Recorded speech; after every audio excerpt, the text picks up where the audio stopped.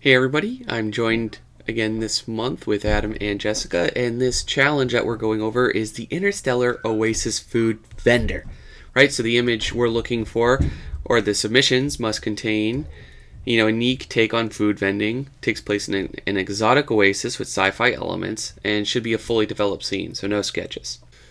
Hey guys, so these are the runner-ups. I just wanted to give a shout out and a little blurb on these before we dive into the rest of them. I think these were all wonderful selections. So first up, right, we've got skies here. So with this piece, right, this is conceptually this is kind of on point. This is exactly what we were looking for in regards to the subject matter.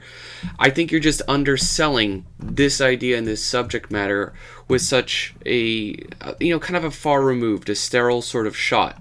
So normally if you have a camera angle like this, right, that's really far zoomed out, you'd have to have some sort of interest in it to add that visual appeal to it, because we're so far away. Like, have super dynamic lighting, an immensely strong sense of color, or maybe it's how you're portraying some of the detail in here. But because everything is rather simple and a bit on the plain side, and we have the angle that's very, very far away, it's kind of like a tough sell on that idea. So like, again, it's hard to tell what kind of tree this is. Like, there's no texturing to it at all.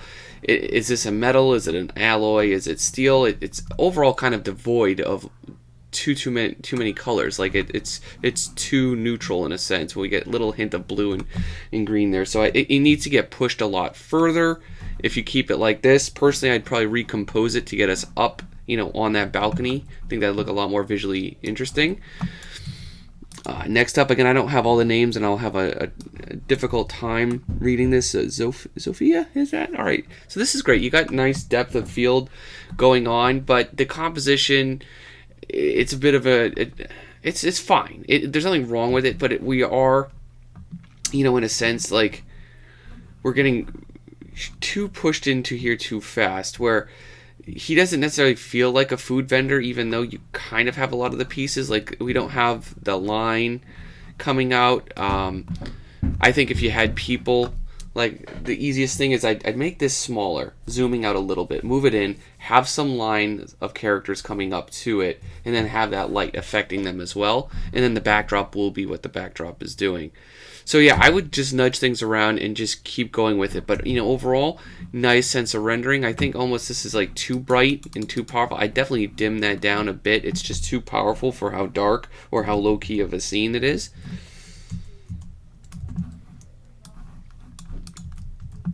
Alright, this one, I'm sorry I don't have a name. Even if you labeled it, I had to screenshot all these. I didn't download them directly.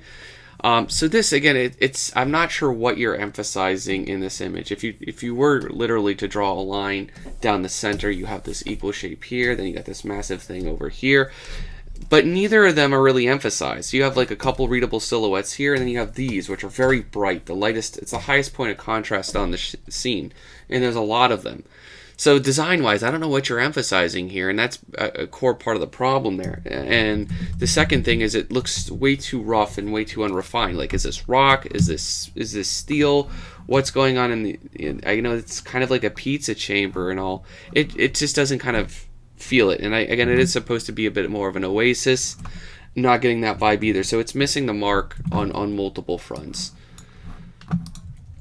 Hey Sam, this is interesting too. Again, you're going with a little bit more of a different side of the story here. I don't know if they're bargaining over the food, and I don't know what your level of finish on this is for overall. I like that you're planning the lights and the shadows, but even so, part of that lighting does still feel like you want to.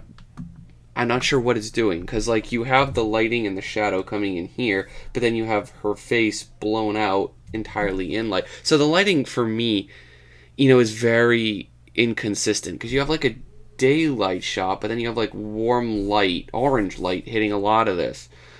And so like mechanically, on a mechanical level, there's a lot of things just not clicking right for me. I think there is a disconnect between the figures and that background. I'm not seeing anything that's kind of bridging all that together yet. And then Kiko, how you doing, Kiko? I like the actual drawing in this, But what bothers me is just you're not I don't think giving us enough of an explanation as to what those shapes are. And then again, you have the focal element, which is nice here, but a lot of this is just too static. It's nothing here is really adding to this. It's so in my perspective, it seems like this would lend itself a lot better just being like a vertical piece, because like nothing here is adding to this, you know. It's like if you had the clouds creating a sense of movement or depth, or you had some kind of shot or planetary thing going that's kind of supplementing that well, but for me it's just not yet. So I'd just like do some recomposing on that. So we're going to check out these illustrations, and as you guys know, we just kind of pick 10. We feel that the 10 we pick are just good for critiques, and they generally are just what we're kind of voting on here to save time. All right, so we're going to start up here. Dog ends. Push button. This is so Looney Tunes. I love the old school comedy. I love that. And he's sitting on a fire? What is he doing? Let's get in here. Let's get in here, guys. That looks like a very satisfying butt warmer. Oh my god. This is very interesting. Wow. I will say one of the things that's throwing me off a little bit is the composition is very noisy. My eye is kind of jumping all over the place. And I think like it's very obvious this guy in the front sitting on the red button obviously is the center focus, but because you have him pushed kind of like off to the side of the canvas, and then everything else is still very contrasty, my eye keeps kind of just jumping around everything. Yeah. Dog, and this like, is... If you imagine the camera, if you just took that camera and just shifted it over to the left to cut a little bit off of the right and bring the main character more into frame, like your rule of thirds, yeah, that's the main thing, isn't it? Yeah, Dog, and you're really good at rendering, you know, and your drawing overall is very solid, but the value structure in your compositions, you know, the last one or two of them, that's what's been getting you. See, like when you really just simplify it, there is no way that we can adequately like group any readable silhouettes, right? And I think that's the basis of any good kind of classic and simple composition, is having readable silhouettes. And with the exception of this kind of right here, that's it. So you want to think about how you can group and merge a lot of the structure, you know, of your images. Because see, like this, we'd want to like see a nice clearly to read shape. You'd want to take, you know, any part of this, you know, group, whether it's dark on light or light on dark, just have them as easy to read shapes, you know, as you can. So this is just kind of like a terrible way to show that. And it could be, so if you want to go light right there, that's fine. Just select, or I'll select the inverse rather, and go darker right there, and just have shapes that are very easy to read. Because it's you're almost relying too much on the color, but the color's all blown out and way too saturated. Mm-hmm. Yeah. It's like even that like pop of bright red and yellow is not enough to compensate for the checkerboard of values. And then it's like it's the most important thing, and it's, you know, pigeonholed as right into the corner there, so it makes it, you know, extra kind of tough, you know, as a cell overall. But I mean, in terms of the idea, I love it. I love the idea, guys. I love the rendering. Composition though, it's not working for me. It's so clever. I mean, just how amazing. Look at how brilliant it is that you could take such a simple idea and you went this far with it. Is amazing. Like, this is an amazing story. The thing too I would add to this is just for color balance, you kind of have this almost complementary color scheme with the warmer beige next to the blue.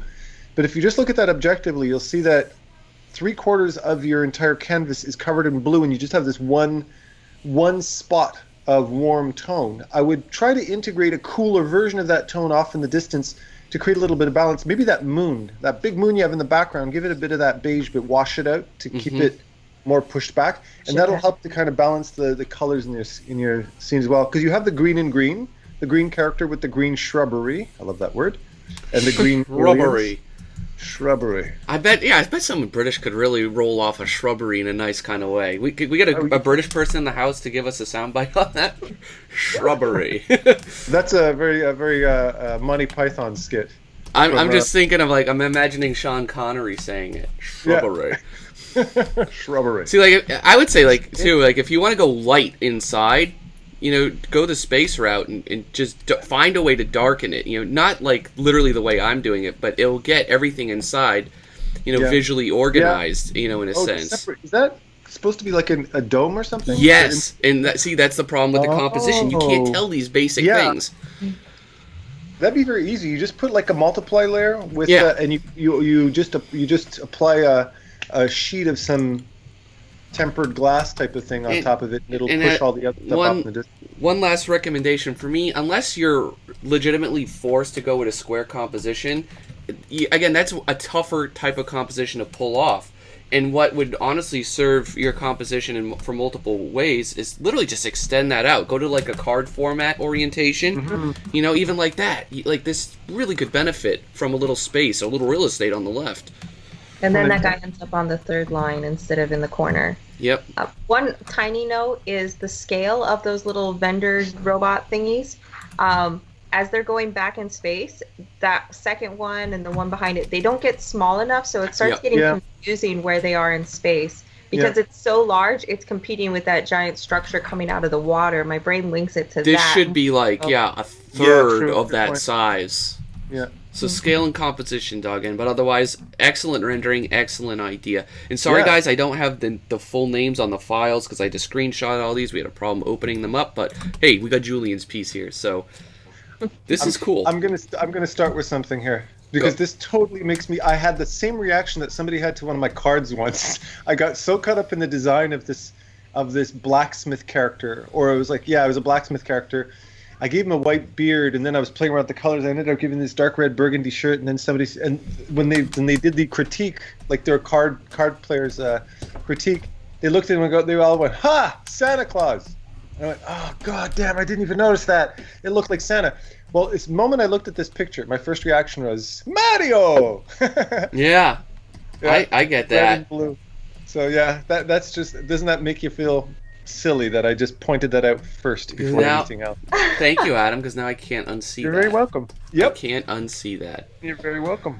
I would actually blast a little more light and I guess interest, like on the edge of that planet, so to get like a little bit more of a visual punch right here. It's kind of lacking that, and then of course I'd select the inverse and get again like this dirty kind of atmosphere, and I'd really kind of play that up, just like a little bit more overall. This is again a very quick Band-Aid sort of way to do that, but just like a little bit more.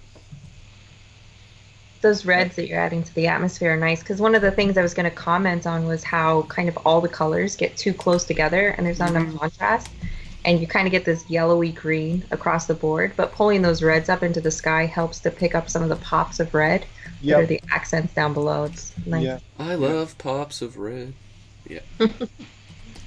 What else you guys see? I'm going to try something drastic in a moment, but continue to go on. Well, you're both alluding to the same thing here. Whereas if you look at the colors objectively, you have one little spot where you put all your reds, and then you have all your beiges taking up the rest of the scene. So remember, like compositionally, you don't want to just have one spot. You want to balance. If you're going to have a strong color statement, balance it somewhere else. A good reference for that would be looking at the paintings of Repin. If you look at his paintings, you'll notice he'll always have somebody in the foreground red and somebody off in the distance red, and they're nicely placed in the scene so that your eye scans the whole shot. It doesn't just keep getting drawn to one spot. And what it's doing is it's deprioritizing that really nicely designed ship by having that red character there. So having a little bit of something just to pull your eye back and forth. There you go, nice. Yeah, I'm gonna try something. Yeah, I know I'm getting big. I'm getting big with this, but just in terms of balancing, some of these things out, see like this, I'd reduce this to some sort of silhouette back there, and then even on that original one, same thing, but just bringing us so much more into the scene, investing a little bit more into the scene and into the shot. So see, like we're so kind of like. We're a little bit far removed. Everything's so tiny. So much empty space. We can like utilize a lot of that, just a little bit more, blowing this idea up. My concern then at this stage is that I'd probably want to try to fill, because by fixing some things, sometimes we can create new problems, which I potentially have. We do still have this big, massive window, right? Either way. in the center of the composition. But I mean, that was kind of a bit of a problem before my fix. And I don't know, my eyes always just wants to look in a window, particularly if that window is in the middle of a composition. And again, there's no selling point. So Yeah. I don't know, I would fix that, if it was my piece personally. Find a way to either if you have a ship in the background coming to land, anything, like just stick a vessel coming out over there, put a couple more in the background, kind of solved. Because you have the planet now, which is also a little bit more vibrant, a little bit more punchy. So you can light that up. Another thing that I was having trouble with was my eye kept jumping. There were like two focal points. You had the focal point of the guy in the red and blue with the fruit behind him and the giant structure. And then you had the ship with the smaller structure and the pilot. And both of those felt like two separate scenes. And my eye kept kind of jumping back and forth between them. By moving the scene of the ship and the pilot like closer to the edge of the canvas, it kind of tells us that this scene is about the market. It's about those reds. It's about, what's going on over there. And this is a supplementary detail, is this ship and this person landing by pushing it off to the side, which the scale. Yeah, and like alternatively, you could take it right as something like this, just to kind of play counterpoint or add to that idea. It's like you could also visually frame a lot of this stuff a little bit differently too, like having that there, moving it down, like there's a lot of solutions. But yeah, I definitely agree with you, Jessica. Also, like moving the pilot closer to the ship so they read as a group versus a separate beat in the painting. Oh, so like this guy here. Yeah, so he doesn't have to be so far away from his ship. He could be closer to his ship. Oh man, we busted out all the surgical bits on this one, huh? Tyler's showing off his massive his selection skills here. Yeah, so even that's, at least it's a little bit further, right? And it occupies that space. Yeah, I'd have to agree with you guys. I'd probably do something at least like this, and then you could emphasize this guy over here, and then because you have light coming and pooling through anyway, right? You can nail this little chap over here with some of that light. Just making a little bit of louder blips on them, and then keep these guys as silhouettes. Yeah, there's not a one fix, and there's not necessarily an easy fix. But yeah, I think we all agree there's some compositional emptiness and desire to kind of fill that up and create a hierarchy, of importance with this piece. Definitely. But overall, nice, solid construction. All right, what do we have here? Okay, this one I don't have a name. I'm sorry. Another really, really clever idea. Yeah, I love this idea a lot. It's definitely rough around the edges in terms of like level of polish and finish, but I actually like the composition quite a bit, and I like the idea even more. Interstellar fish crackers. Can't get away from them. All right. Okay. Here's one comment. Particularly for this more graphic style of art, I would encourage you to use, if necessary, your lasso tool to get nice clean edges. Particularly for a more graphic style like this, you're not going as painterly, because you've got a lot of this kind of soft light along these characters at the bottom that want to catch the fish crackers thing. You're kind of getting these muddied edges. And very muddy. But unpolished. Right? So getting some nice clean edges will help to create some separation from the background, for sure. Even if that means just getting in there with like a tinier brush and just really owning these shapes. See, like really solidifying them as a whole will make a world of difference. See, it's like everything's soft and out of focus. And you could just paint it in the background, see, like I am here. So when you zoom out, see the difference? Just like, I mean, we added maybe an extra pound of the kib, but we get these nice, really nice sculpted, shapes.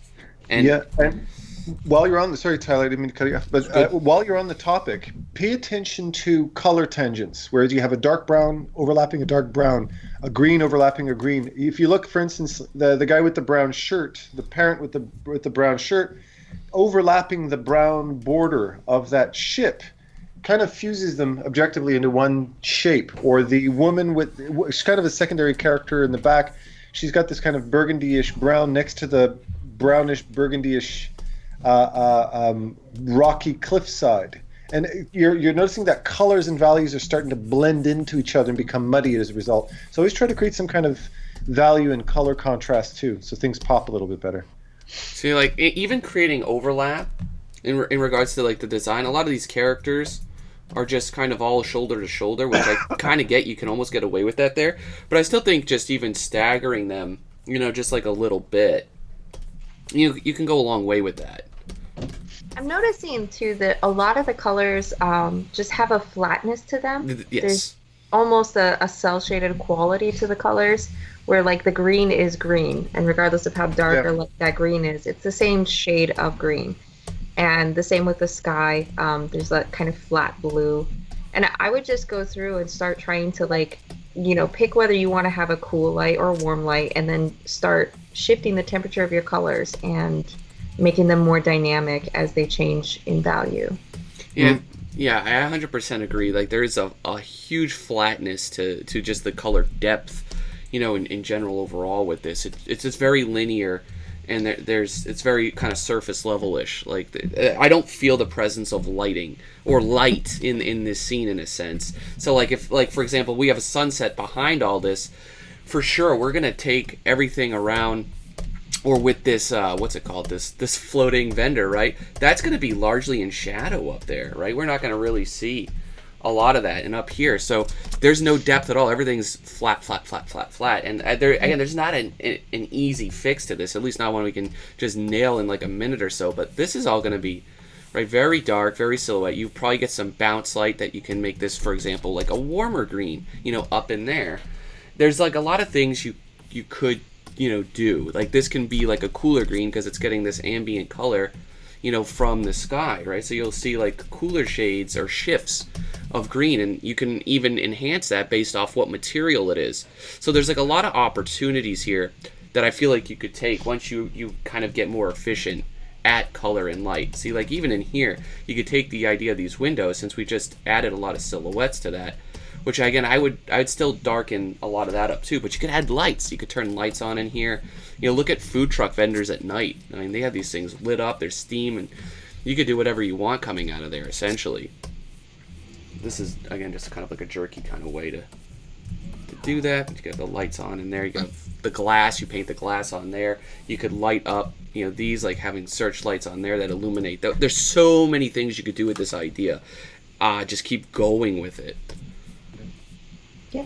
Right, see like the light in here, we'd see that. If there's a sunset over here, we'd really, I know I'm just color dodging everything very lazily here, but you know what I mean? Like we would feel this light, direct light hitting the reds on there, or the red on the character, things like that. There's so much. All right. Really, like the idea, everything about the idea just works. It's clever, it's original. Everything we're touching on is just technical, fundamental things as far as art goes. That's really the only hurdle here, because idea-wise, you really knocked it out of the park. It's very clever. Hey, Max. Cool idea. Huh. Awesome. Definitely from Quebec with the baguette. Very cute. I like this. Oh, yeah. Yeah, pretty nice. Yeah, I like what you did with the lighting. It's cool. Menu. What's on the menu? Elixir, barbecue. Look at those details. Yeah, little subtle details. That's cool. I feel, I don't know, there's a bit of, I can see there's a lot of overlaying of color, color, which very heavy, saturated, kind of muddy colors. It's like punchy, like almost too quick. Yeah. Yeah, it's going into white and black very quickly. Yeah. The other thing too is when you're thinking of lighting, a little tip when it comes to lighting, we very often think of lighting in a practical, logical way. Like right now, I have the light coming from my window and it is lighting my face. And you're thinking, okay, there's a window, therefore the light must hit me from here. And what we very often do is create these lighting situations that aren't really optimal for the painting for the sake of being logical. Yes. However, break those rules. If you watch a film, watch any kind of like film or photography, you'll notice that very often, if you really analyze a scene, there's lights illuminating parts of the scene that aren't justified by anything you see in the shot. They're like, I wonder where that light actually came from. The light came from somebody who set up a light in the shot. And what you've got here is you logically lit the scene with the window, but You can bring you, but what that's caused is the main character, the customer, who's completely silhouetted in black because he's backlit, which isn't very practical, right? Which it doesn't really, it isn't artistic. It doesn't define the forms. So throw a light in there on him to create some three dimensionality. Same thing with the woman behind the cash, that she's being lit by all of these things that we see in the like scene. right here. Don't worry about what's in the scene.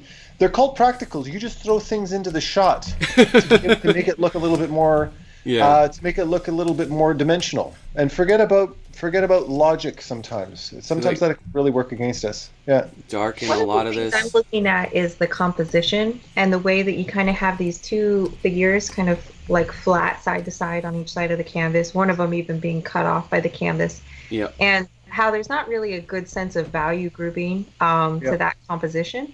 But I'm looking down at your thumbnails, and the third one, the last black and white one, I agree. Yeah.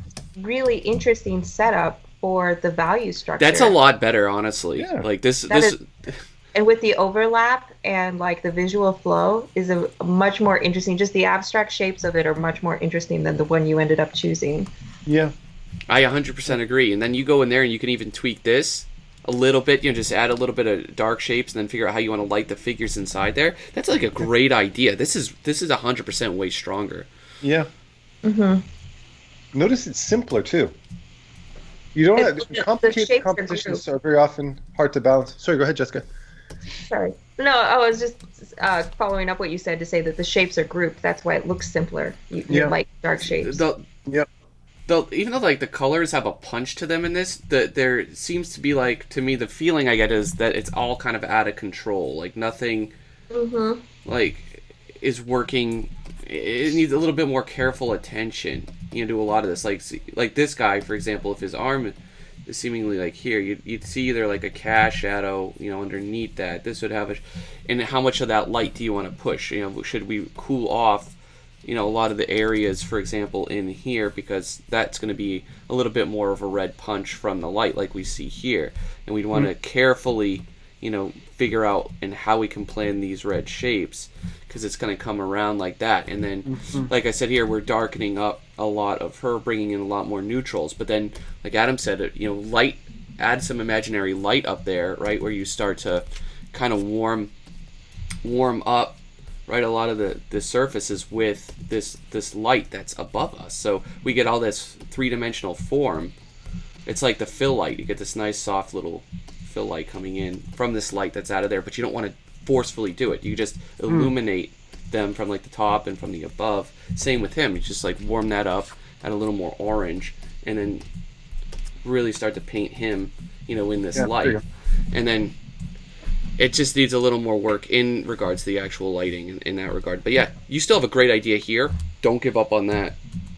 I would add to that is you can, when you're trying to choose what kind of color to use with your light, think of the theme itself. If I wanted to go for a natural outdoor forest scene, I'm not going to use interesting colors. I would use more natural colors. Whereas if it's a sci-fi theme, you can start bringing in these sci-fi-ish type of colors, depending on how quirky you want to make it. So you can bring purple lights and blue lights and teal lights and things like that. They kind of create these different vibes that actually help with the narrative itself. So that in and of itself really contributes a lot to the piece as well.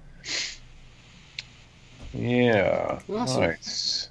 Very interesting. I definitely think this captures the spirit of the challenge a lot.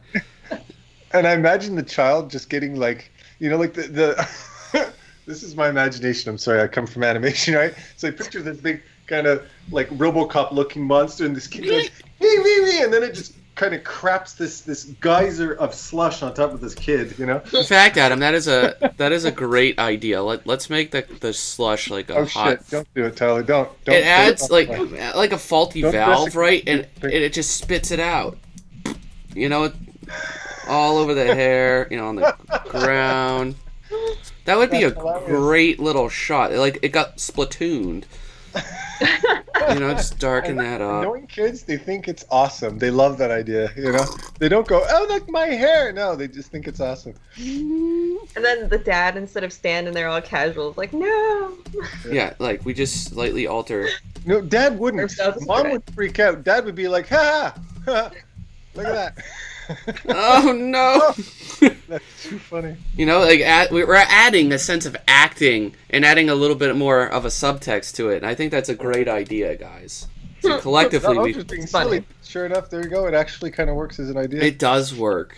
Which is a lesson. The ellipse Don't on stop yourself. Don't hold yourself back from expressing yourself. Be silly with your art. You know, some of the greatest ideas come from just goofing off and brainstorming. We just came up with a good idea by being stupid. There you go. All right, to just be the bad guy to call out the not so fun things. I definitely see perspective issues with a lot of these ellipses, with how some of this is portrayed. Like you kind of have it bowing right this way, which doesn't make any sense. Should go minimally, probably like that. And don't freehand it either. Get some tools like you did here. That's a very good ellipse. Very good ellipse. Kind of in here, a little weaker. What else do you guys want to say to add to this? I think getting a little bit more color in here, I I'm would do that. feeling a lot of empty space in the foreground. Like the fact that at the bottom of the image, there's nothing breaking the edge of the image, and also on the sides, at least as far as the area of the sand goes, that I feel like there's almost just like a emptiness where the picture kind of feels like it's floating. Yeah. So I You think could add a finding, shadow, like, you know, something like Yeah, just a anything. way- Or even have a foreground character to frame in a little bit. mhm. You know, something like that. It'll give a lot of depth. So you can put. Sorry, go ahead. Well, no, I was just gonna say it's like because even though like the background feels unfinished, like a lot of areas still feel unfinished. They feel like the shapes are working. It's mostly in the foreground that it feels empty. So like, I wonder, like doing something like that. You know, having two more kids. You know, overlapping all these spaces. Do you think that gets too crowded? Well, it's just to subframe it's kind of to frame off the piece a little bit more. Yeah, no, and I agree. It does you that. want to overlap the dad. I would move them over just so we're not overlapping dad because he's an important character. His reaction's what's telling the story, right? Yeah. So if he's the one, if he's going, oh crap, Do something then like you that. know that it's a naughty moment has happened, right? Mm-hmm. Yeah. Along with it, so Yeah, even that, like adding a shadow and potentially a figure here, I think could do a lot. And then it just needs. I think I like a lot of the design of the shapes in the movements here. I think it's just polish. You know, getting all of these rough. Right, the same comment we had the other. Like even the color choices are really good, but the edge work is a complete mess overall when you get into it. You know, the thing too is that big open sky we have. All the ships are they're all pretty much small. So having put it more of some ship that's a little bit closer up to get a little bit more, it'll transition us from foreground to background a little bit more. So we're not just looking way off in the distance. And I'd honestly take this, since it is like a bit of a space thing, right? We'll take that whole selection, and I wonder, you know, about like really going a little bit further, you know, with that as all, like really showing. And I gotta find again the right brush mode and stuff to do that. You know, but like you could probably like, really bring like a little bit more of that, you know, that sense to it as well. So it kind of, again, funnels that energy down a little bit, right? And then, like you said, have the overall ships be, you know, just up them a little bit so they don't take too much attention, you know, but they're there. Yeah, there you go. Yeah, like that's a nice little sweet piece. Ties it all together, narratively fits well. There's one last thing that I'm thinking about, and it's kind of the silhouette of the Slurp robot thing. And it feels like the values on it are very like back and forth, light, dark, light, dark. But then the shape behind it is also light, dark, light, dark. And in certain areas, it's working really well, like on the edge where it's going against the dark building, and the light edge, it's popping forward. But then like when it crosses over into the sky, then it's like going like light and then dark against the light sky. And then like especially where it starts getting noisier down towards the legs. It's very noisy, Jess. Yeah, I agree. So it's just my eyes kind of wanting Simplify it to it. just be defined a little better with the values. Yeah, see, like even knocking all of this back here into like a warmer shadow shape, just simplifying a little bit. And I know I went pretty far with that, but just simplifying a lot of that structure to it. Like this is fine. And then having that be like a warm blue, I think it's like a little on the cooler side. You know, just poking that up a little bit more. Like I said, it gets pretty flat with like some of the color options in there overall, which is tough. But yeah, I get that. I agree. Good call. Nice entry. Another great idea. Yeah, I love these. It was a clever theme because there's a lot of originality coming from this. So this one, looks like a this Tyler is cool. Edlin inspired piece here. I love what's going on here. Unfortunately, there's nothing else that's like nearly as interesting as this. I don't know. Yeah, look at that dude. I feel like it's close, but I feel like maybe you could use light or something to help tell more of a story, like to really make that interior glow and feel rich and welcoming against the cool space around it. And then get a bit also of a hair light, catching the top of his head or something. And then also like maybe like through that canyon where it lightens up, like having light break through there in interesting ways and interact with those shapes there. So there's almost just like an aesthetic reward to that, like to the canyon area of just the way that the light is affecting the surfaces. You know what I do too, Jessica? I would bring that whole vendor, that whole boat, right up close to the camera so we can really, he's feeling we're a little bit too far away from the action, because that's kind of like the money shot, right? Yeah. So we take that whole boat and scale it and bring it right up close to our face, so we you know. Scaling, coming right up. It's kind of getting that feeling of getting pushed into the corner again. Yeah. And that's what I was saying. Like, there's nothing else in the environment that was working with this. You know, like, it's like, this is an idea, but they're not kind of harmonizing yet. You know, they're like on two different pages. Yeah. And I think partly, too, it's the ship isn't overlapping that canyon. Yep. And then also... Dump that up right there. Have a dock rolling out, right? Just pulling right the hell up here. Put your characters getting in line, because like if you look at it how it is, it's like, hey, I'm selling some kebabs here. Nobody's there to give a damn. And all of these poor children, they jump in the water and drown to death trying to get to his. like this all needs to be on the same page. It's like I have this idea for the background, this idea for the boat, and for this dude, but like they don't have the same goals, you know, like, and that's composition 101, is to make an image that knows exactly what it's trying to portray and to say. Yeah. I'm just gonna drop kind of pink tapestry or some kind of like tarp or something red to catch our eye right by where that vendor guy is, where the actual cook is, just so our eyes know exactly, so our eyes will dart right to the right spot. Yeah, like you could lighten that up too. You could add a little fold out awning too. Like there's like a lot of little bits that could be a lot of fun with this, and then you could light that up, string more of these little guys like all around, scattering coming through that. Or just like light them up. I love those lights. See, this is nothing at all is important and rather interesting happening back here. Like this, I would blow out, just overexpose the heck out of it. Keep that focus first and foremost. See, right in the shot, just play with lighting, right? We could do whatever we want with lighting. And see, now it's all framing, right? It's all creating this sense of energy that is kind of working now in a little bit more harmony, right? You have this shape coming down to here, right? These shapes are here. These shapes are coming back here, this shape here, this shape here, and this shape, down to here. Now there's a synergy to it. Before there was none of that. Then, you could add, dips of lighting here and there too. But yeah, if this is like a fairly neutral sort of lighting scenario, this is I would go with the solution, something like that, and then get the shape of the boat and stuff. And you want to, of course, silhouette the character, so you need to simplify, right? Bring that kind of haze. And again, I think this is supposed to be an oasis, which kind of got bias on that one. But you could add that atmosphere, coming in, because you're going to want to see those characters anyway. Let me jump in here and say something really important what Tyler's doing. And notice there's two things he's doing. One is he's drawing quickly and loosely. He's not drawing in a kind of committed, finicky kind of way. He's just kind of slapping things in. But the other thing that he's doing is he's focusing on the story. And he sacrificed all of your hard work. He murdered your baby for the sake of the story. And notice that, and as an artist, this is our ego gets in the way.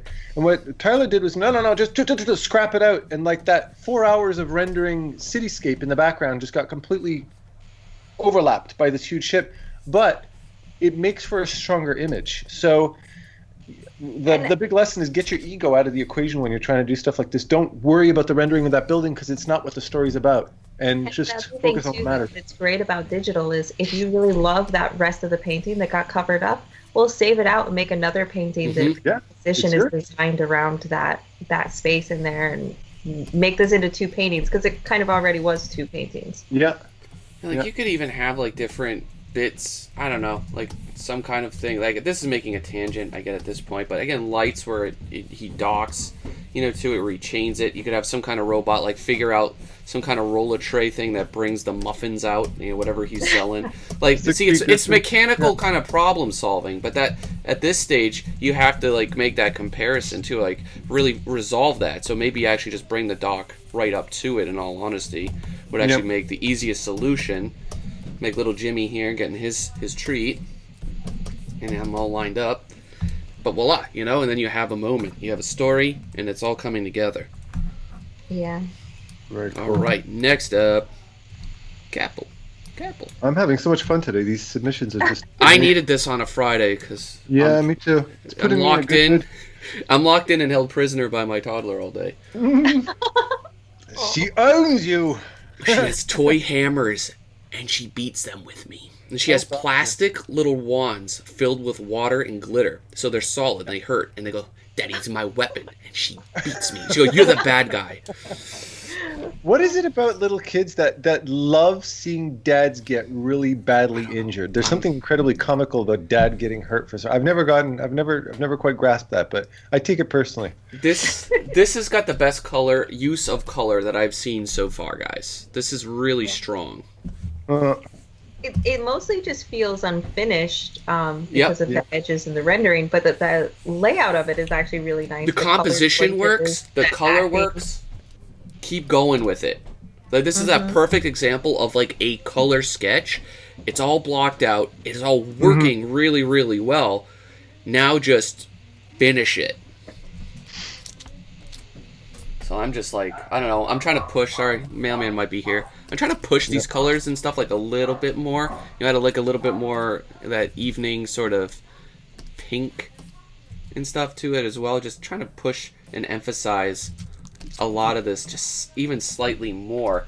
So see, while you got that selection, inverse that selection and add a bit of blue behind the head of the boat, just so it doesn't tangent with that dock. Yeah, just to push that back a little bit. Blue coming right up.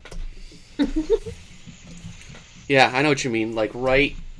Oh, come on. Right where the boat meets the dock, where it's the brown on brown. That's what it needs.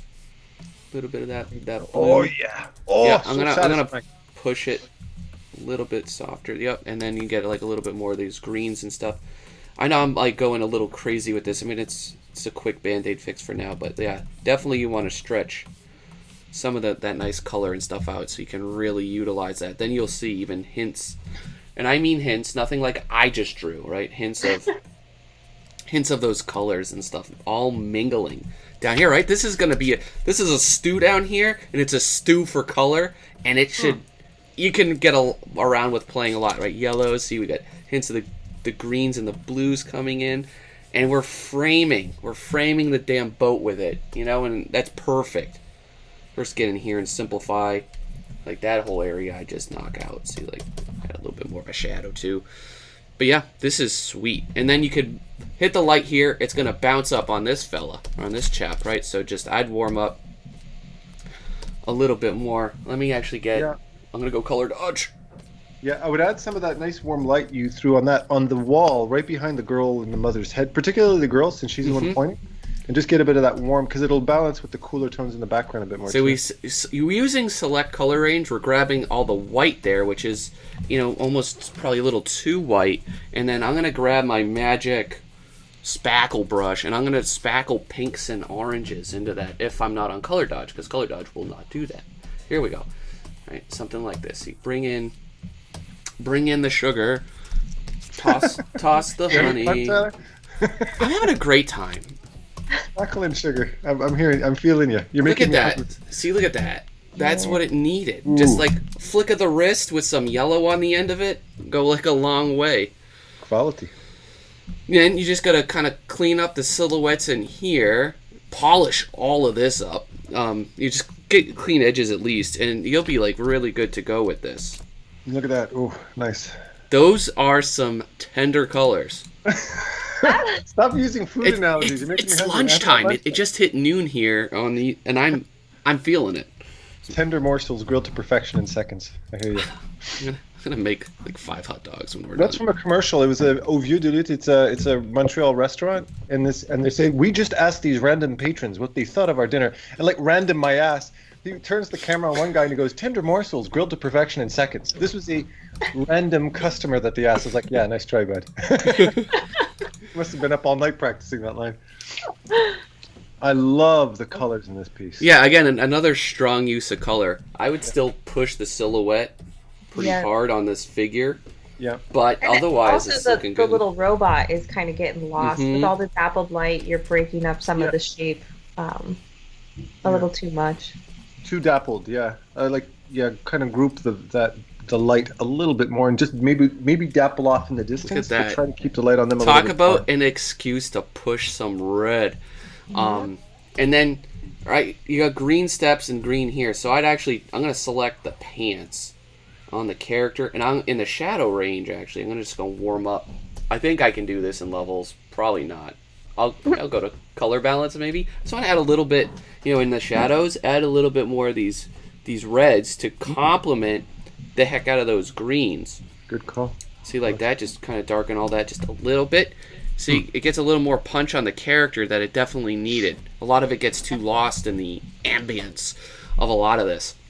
And then, what do you guys think? We got to get that robot. That robot's got to pop out more. I would take that dappled light and not dapple it so much. Just kind of have a little bit of scattering, but try to get the face of that creature, of that robot lit.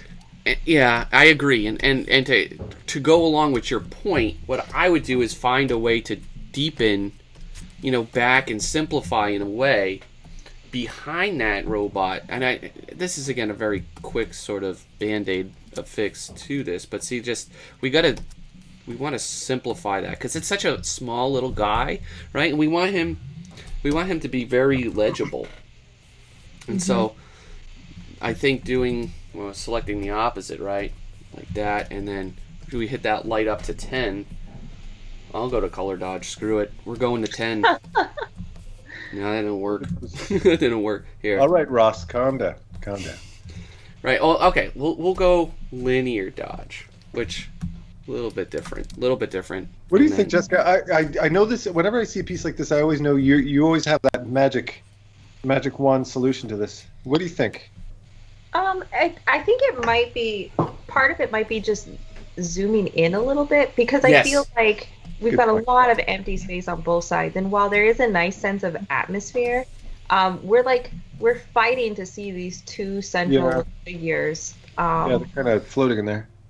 Yeah, so part of me thinks that some of this might just be about framing to kind of bring us into that story a little bit more. Mm-hmm. I agree. Yeah. Another thing, and I might be wrong, this might not be it at all, but I think the fact that they're almost like kind of at the same level, I wonder if like a little variation of height might help make that more interesting, that relationship between them as well. Mm-hmm. Like there's something about the spacing between them.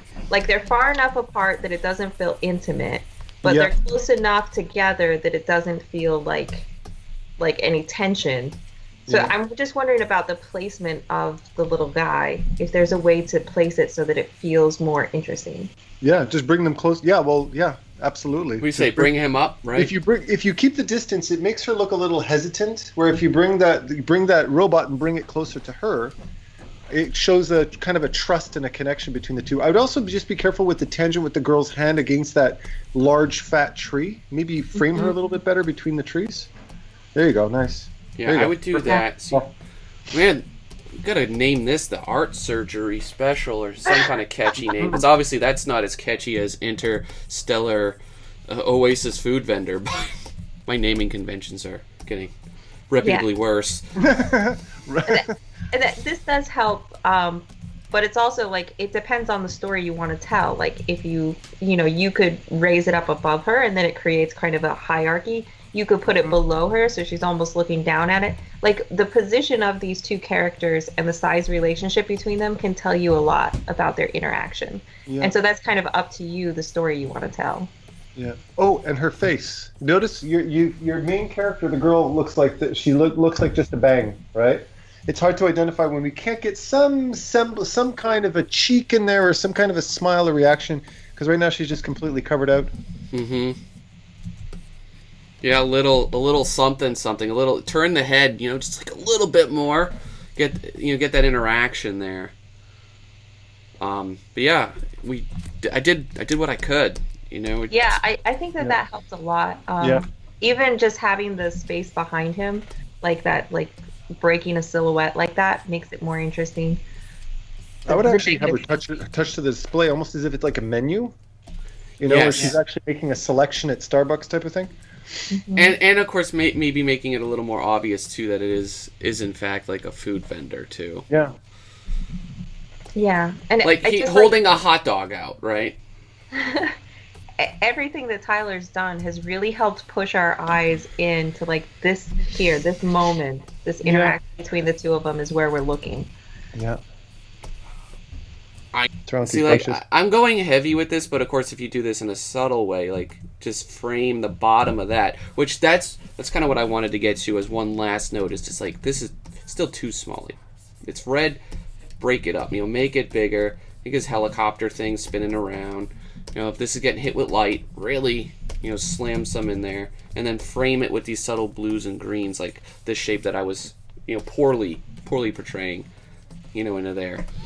But it'll make them all pop out, very nice. And then I think these two shapes are kind of like a little too much, personally. Like this one and this one, maybe just offset one of them in some kind of capacity a little bit more. Because it's like, when I look at it, it's like this. It's like, rah.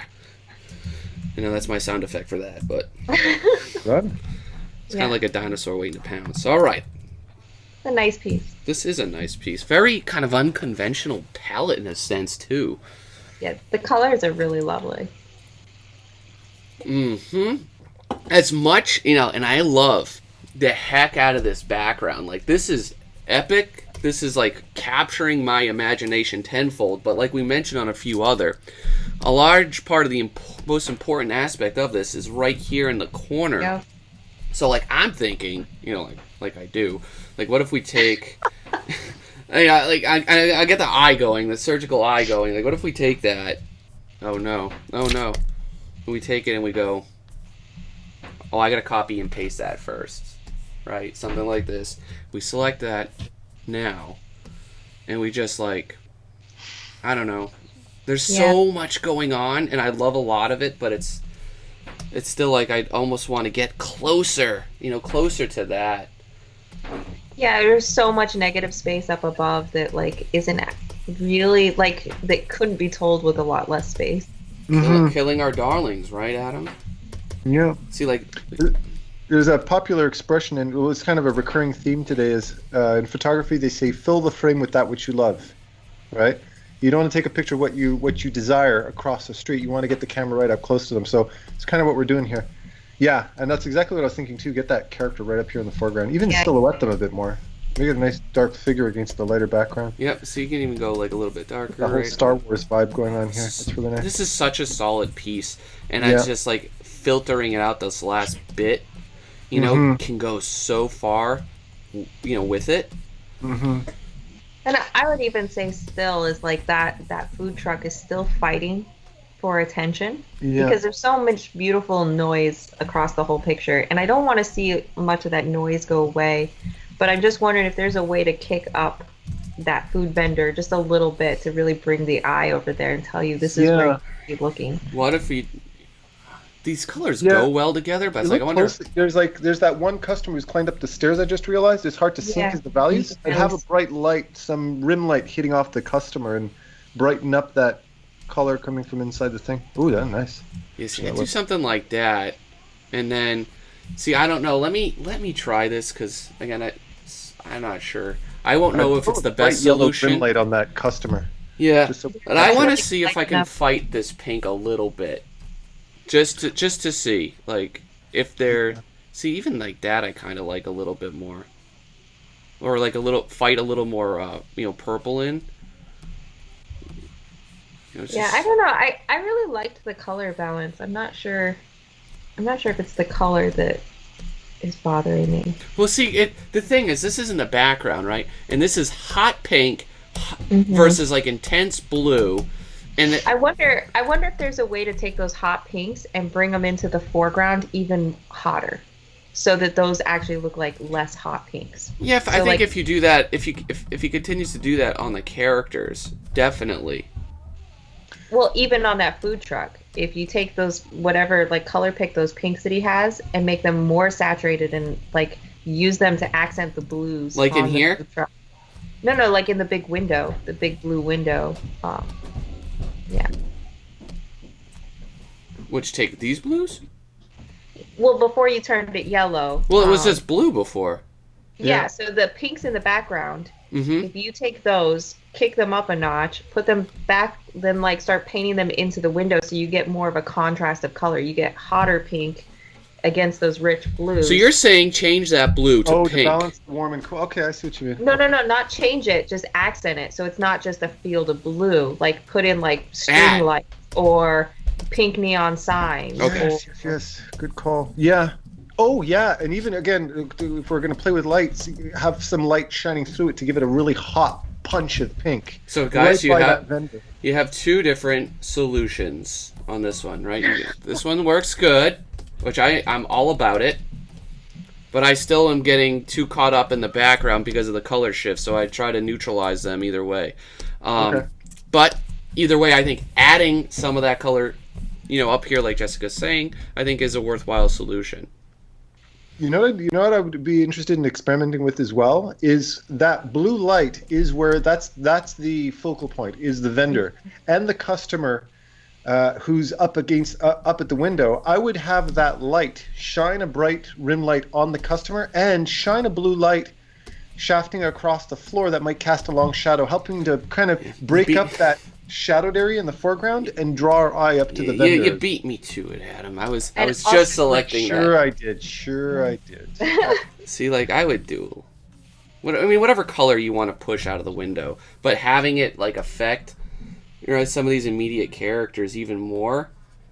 Yellow definitely gives it a bit of a retro feel to it, which I like. That's just kind of in the mood I've been, and it's affecting all my art. Here, just punching that dude up.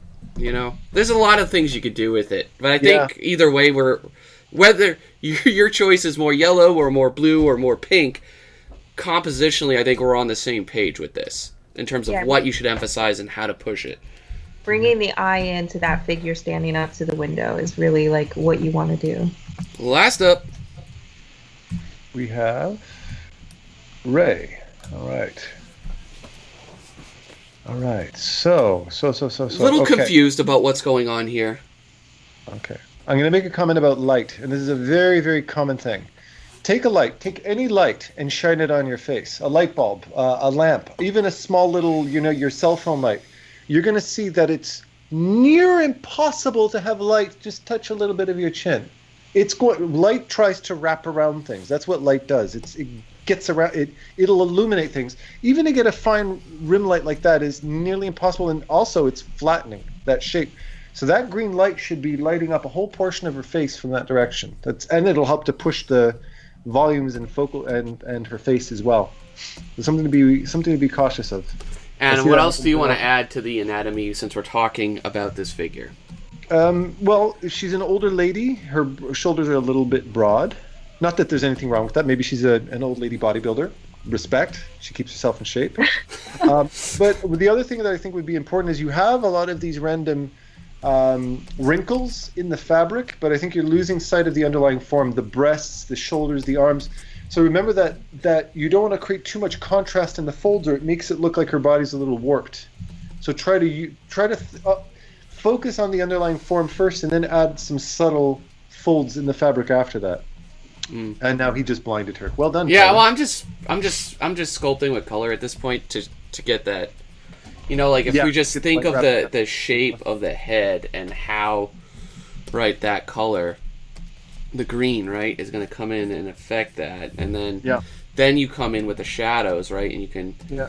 you can really kind of protrude and hide and get the forms basically back and such. So there's a lot of ways to do it for sure.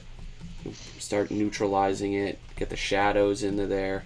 It's almost like I painted a character before. I haven't. I'm such a rookie. I'm noticing a lot of drawing problems, like with the table where it's intersecting versus the bowl of fruit on the other side of her.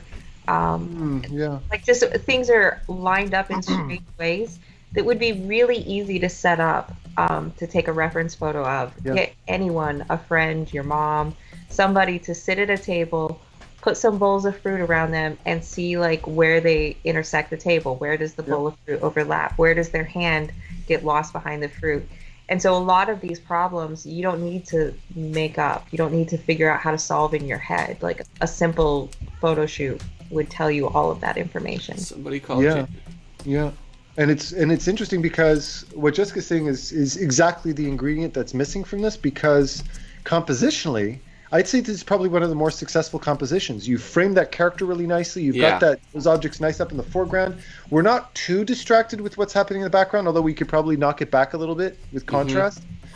But it's reference. It's all about just seeing that, objectively seeing what it is you're drawing, because the angle of the arm is awkward, the anatomy is a little awkward, the bowls of fruit, and all of that is just a reference issue. It's all in the drawing. Yeah. I have no idea if this is like purple and you shine a green light on something that's like this purple. I can't figure out this color. I'd like really get into this and try to like it's tough.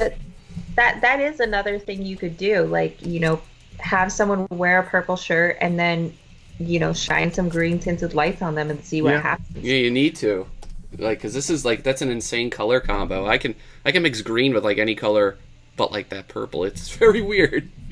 And a lot of that work that you do beforehand, getting really good reference, it saves you so much time and energy when you're actually painting, because a lot of the information is there. You're not having to figure out that information. Yeah. Here's a little tip, by the way, for lights. If you want to get colored light on the cheap, you can get these color gels. You use them for photography and stuff like that. But get all these. You can get these color gel kits, which are really practical. You just tape them onto a light, preferably a whiter light. But these ones, you don't need to get expensive ones. You can get ones like a Neewer, which is a good budget photography thing. They have these thick plastic color gels you can use, and it's very practical for when you need color references. So, going back to that first statement, I said, like, in terms of what's actually going on here, is this like a cloud rolling through the table? Like, literally, see, like, the table's here, and then there's like a cloud. I'm still trying to come back to. I've been so absorbed in like tweaking some of those light things. I narrowed in, and I'm like, the greater scope they're of like it. floating tables in the clouds type of idea.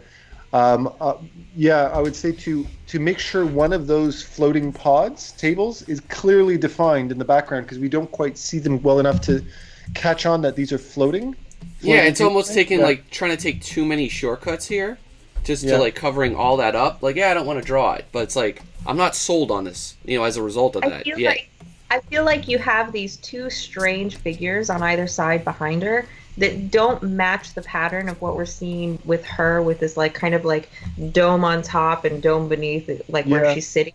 But those don't have a dome at all, and they're like standing up. So I don't know how they're relating to her. I would say if you took those out and took one of those floating domes behind her and made it so we could more clearly see the dome floating with someone sitting inside being served by a robot, and we saw that floating dome, we basically saw the zoomed out macrocosmic view of what's happening with her in this zoomed in setting of her, instead of have all of these disparate figures behind her that aren't relating the same way. I can't, like, I didn't know what all these little blips here were. I had too many questions. Yeah.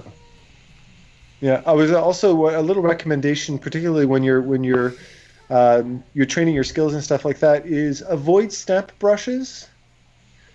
Hand draw things. It's really good. Everything. You're going to be able to get more specifically what you're looking for. Reference, hand draw it. And when you were using the stamp brushes, you weren't doing it right. You just kind of took the same stamp and just went in a repetitious pattern. and generally that makes it look like very clearly like a stamp brush. So just hand draw things. You're not necessarily shortcutting by using stamp brushes. Sometimes it'll actually damage a piece. In this case, I don't think it really helped your piece at all. Yeah, a lot of times too, the stamp brush will have more crunchy detail than what you're painting anywhere else, and so it'll stand out as being inconsistent with the rest of the painting. Yeah. Yeah, I just bring in, like more light subtly overall, and then get that, of course, to wrap as a secondary light source around, like all of these elements in the foreground as well. So see, like an apple right there, it's getting a little bit more. So you have like this light and stuff over here. So it's wrapping around. Heck, even right there. And then the fill light will be coming in from the top, which will be those cooler, right? Those cooler sort of colors and shapes, like this one, this one, this one. Yeah, there's a lot in the foreground that could get a lot more love and attention, and it would really make the piece shine. Mm-hmm. Mm-hmm. Like, just because they're fruit doesn't mean that they can't be beautiful transitions of color and light. All right, let's all choose our favorites. All right. All right, I'm gonna stop that, and then we'll figure that out. Okay, so folks, we're back with our final lineup, and for this month, we just each chose our personal favorite entry. I went with the food vendor on the boat. I love the boat. I love the little guy even more. I want to see more of that. So I think if you, of course, just follow through my recommendations, you're gonna have an amazing image, and I absolutely love the world and the setting you're kind of portraying there. Just go all the way with it. And what about for you guys? Adam, you're next. Oh, me? Okay, well, although technically there were a few little things that needed some tweaking, I completely love. One of my personal favorites of all time is the dog end painting. Just the narrative, the originality, the rendering is really very retro, really kind of takes me back a lot. There's a lot to love in this piece. But yeah, perspective, color balance, values and stuff like that need a little tweak, but really love it. Really love it. We know you picked it because it's got a sweet alien man thong right there. Oh. Hey, come on. I think I chose Dog Ends last month was my favorite for other risque reasons. I love it. And Jess? I loved the color choices in this one. The pinks and blues were really beautiful. I thought there was a lot of attention to detail, to space, to costuming, to architecture. There's just a lot of thought and love that went into this one, and the atmosphere of it was really, really fantastic. Yeah. I love this piece. Yeah, there's a lot of world building going on here, and it really captures the imagination, more than most pieces do. It's really great for that. Yeah, like I would love to go visit that market. That looks fantastic. Yeah. So thank you guys for watching. After this, I'll leave a little blurb on the ones that we didn't pick to kind of give you guys a little nudge on that, and then of course I'll figure out what the next challenge is, and I'll leave a description of that as well. So thank you guys for helping me out critique this amazing collection of work. Yes, it was a lot of fun. Y'all stay safe, and we'll catch you next time. Hey guys, so here's the next challenge, and appropriately called the Haunted Train Yard. Due June 3rd. So the image must have some sort of train yard, that's the setting, a poltergeist of some sort, and a human. You can have any number of humans as you want. No demons, no monsters, in the classical sense. So no dragons or no devil things coming down, none of that. And of course, you can choose the era. You could choose the time period, the type of train yard it is, the country it's technically in, the type of ghost, the time of day, the weather, etc., etc.